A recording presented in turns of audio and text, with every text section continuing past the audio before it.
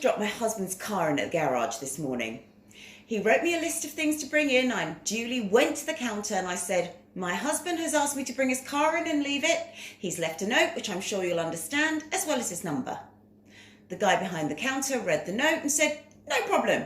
Tell him he's probably right because the pump most likely powers the cam belt, and we'll see you later. And off I went, jogging home.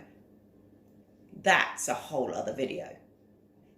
What I like about Motivation, our garage, apart from the name, is that every time I've been in there, they don't make me feel stupid.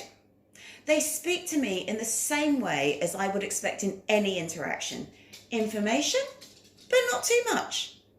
Because frankly, I don't care about cars. I have a vague idea how to jumpstart and change a tyre, and even then, I have the AA. Is there a gasp of horror from my more mechanically savvy viewers? Am I letting the slide down because I will call for help rather than get my own jack out? Does your judgment say something more about you than it does of me? I haven't learned about cars because, and sorry, Dad, only child and he loves them, I'm not interested. It's not that I can't learn, but there is, like the rest of you, a very finite amount I can store in my brain. As a psychologist, I have to connect your behaviour with academic theory, years of it, to be able to offer you support. I have to translate dry information from journals into engaging workshops and then deliver them. I have to write over 15,000 useful words for every book I produce for my publishing house. And that's before learning how to do accounts, marketing, and make sure I remember my friends' birthdays. So there's no more room. When I call the AA, I sit down and do my work because you need me to be good at that. It's okay not to know everything, but it is important to know something. I know who to phone.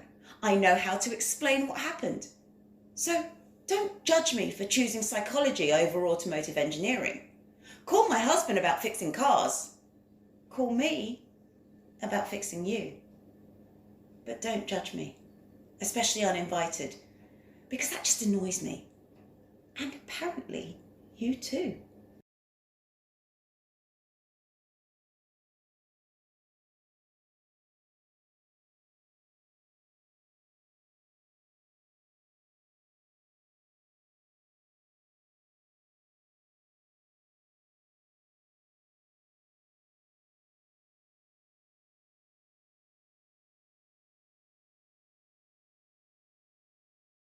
So why do we impose our judgments on others?